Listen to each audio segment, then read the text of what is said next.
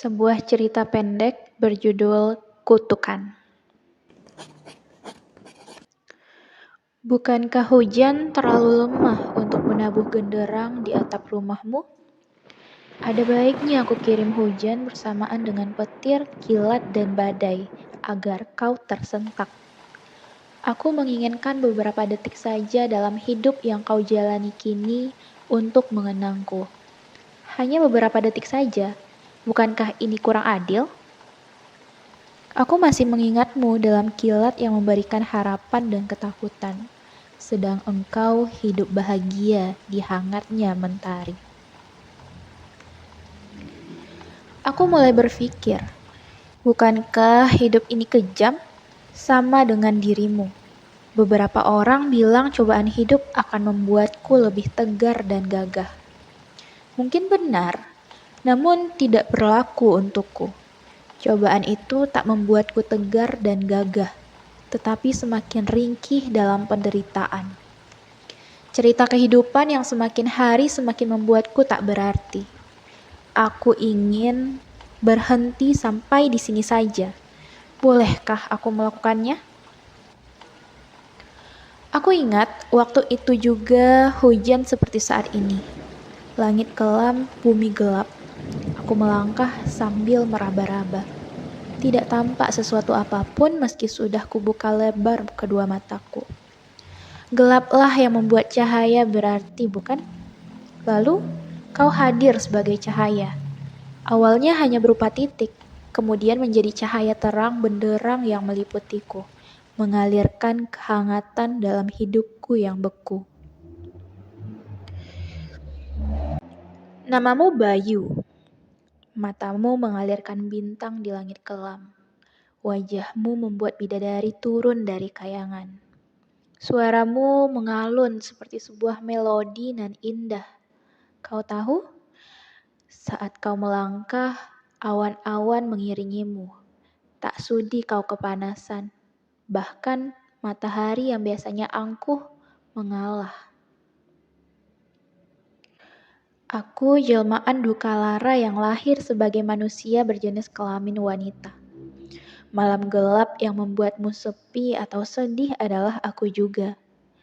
Garis takdir setiap manusia berbeda-beda. Tidak ada yang salah, semuanya hanya menjalankan peran masing-masing. Hanya saja sebagai manusia biasa aku kadang tercekat.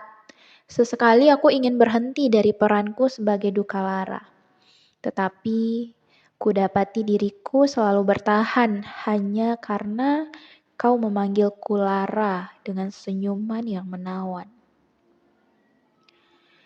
Masa SMA adalah masa kita, saat semua serba abu-abu. Engkau saat itu benar-benar menjadi kekasih dan sahabatku. Kita mulai bermain dan bersenda gurau tanpa pandang kasta atau harta.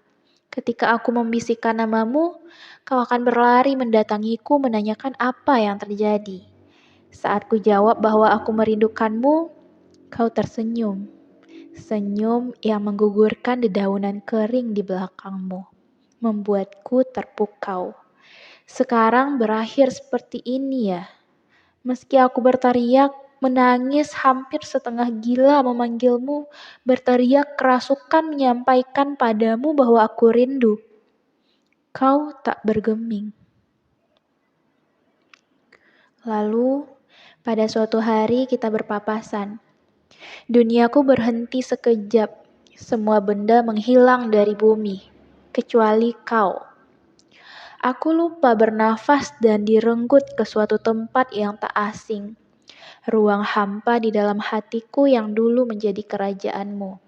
Selayaknya sebuah negeri yang kehilangan rajanya, hatiku serba tak beraturan, kehilangan masa kejayaannya, menderita dalam busung lapar dan ketakutan yang mendalam. Beberapa raja dari negeri lain silih berganti memperebutkan tahta di hatiku. Tetapi apalah daya, pesonamu tak terelakkan, tak terbantahkan. Setiap hari di sisa hidupku sejak kehilanganmu, aku menabahkan diri menunggui negeriku yang luluh lantak.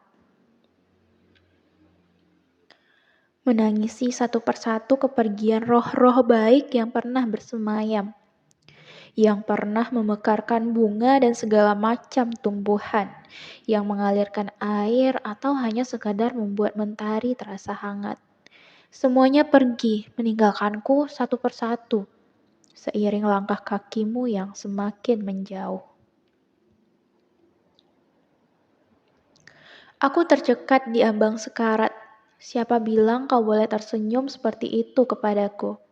Senyum yang masih membuatku tetap terpukau, meski senyum itu yang telah membuatku hampir buta karena menangis menahan rindu yang terkutuk. Aku rasa aku ingin membunuhmu saat ini juga. Kesempatan langka karena ini kali pertama kita bertemu setelah sekian lama. Bolehkah kulakukan?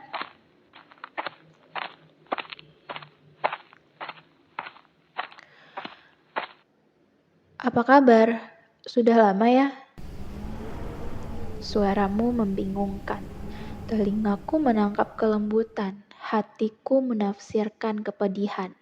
Alih-alih menangis di hadapanmu, aku berteriak, meronta, menghempaskan semua benda yang ada dalam hatiku dan mengulum senyum. Wah, kau semakin tinggi, menjulang sampai ke langit. Kau semakin tampan, matahari menjadi sayapmu, berkilauan diterpa angin musim gugur. Kau yang pernah bilang bahwa semua manusia sama di sisi Tuhan. Tetapi ketika aku mempertanyakan perihal perasaanmu di hadapan Sang Kasta, kau menjawab, "Tetapi sayangnya aku bukan Tuhan." Aku menjawab pertanyaanmu. Baik, tentu saja baik. Sangat baik. Kataku hari ini adalah hari kebalikan. Aku tak pernah benar-benar baik. Ya, memanglah sangat lama, sampai-sampai aku telah lupa. Ini hari keberapa aku tak lagi merindukanmu. Aku sekali lagi tersenyum. Yang benar, sudah 1821 hari kita belum bertemu. Syukurlah, aku turut bahagia mendengarmu sudah mampu tak merindukanku. Hari ini adalah hari di mana aku baru saja pulang dari mengantarkan jenazah istriku setelah kematiannya yang ke-9. Kau tahu, wanita kuat hanya memiliki 9 nyawa dalam dirinya.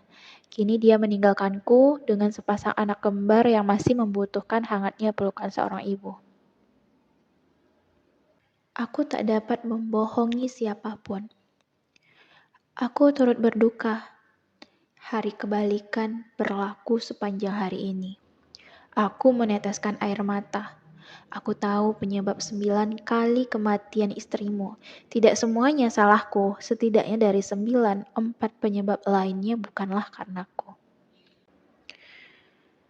Kematian pertama karena aku sering mengutuknya menjalani penderitaan yang lebih menyakitkan dari penderitaan milikku.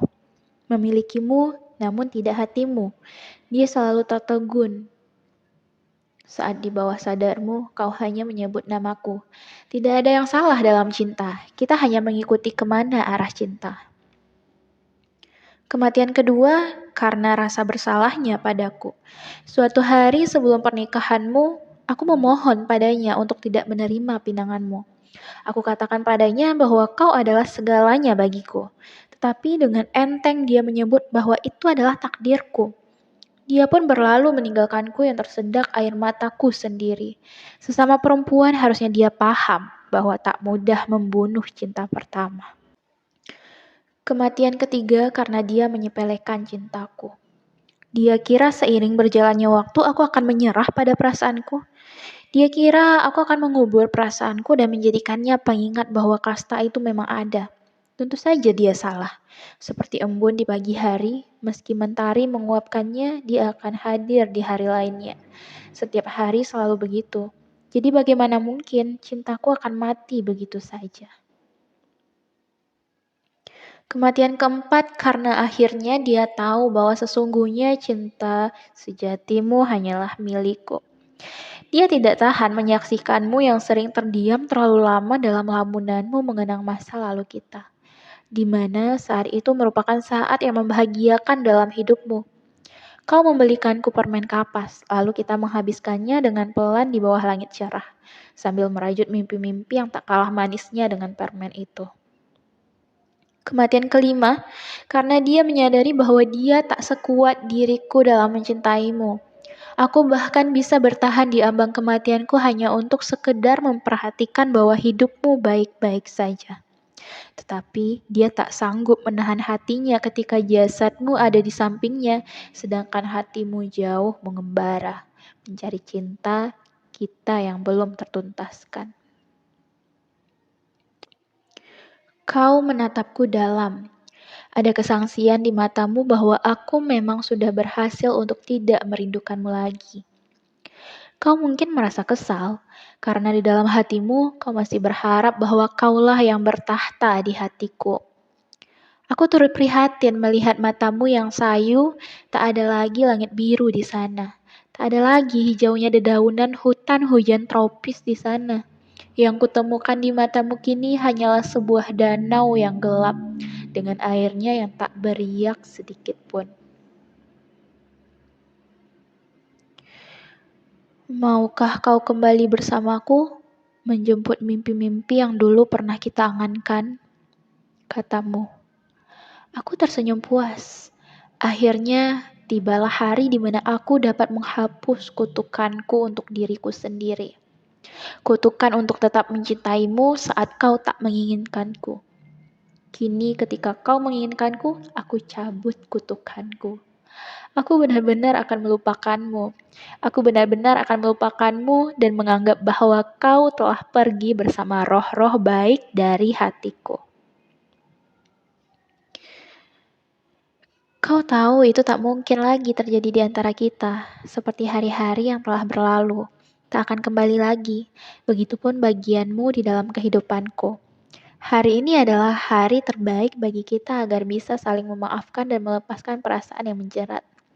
Meskipun sulit, meskipun payah, dan meskipun mustahil, aku harap kita sama-sama bahagia setelah ini.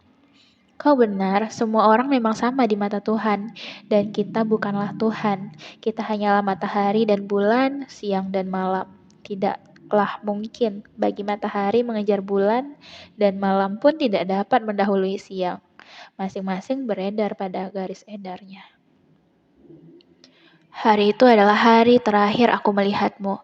Punggungmu yang menjauh dan kedua anakmu yang menggenggam erat tanganmu adalah kenangan terakhir yang aku resapi, bersama semilir angin yang menggugurkan dedaunan kering. Kau kulepas. Ternyata, meski dinding-dinding pembatas di antara kita telah pergi, pada akhirnya kau tak pernah menjadi milikku. Tak akan pernah. Cerita pendek karya Yulianti dibacakan oleh Rahmadani.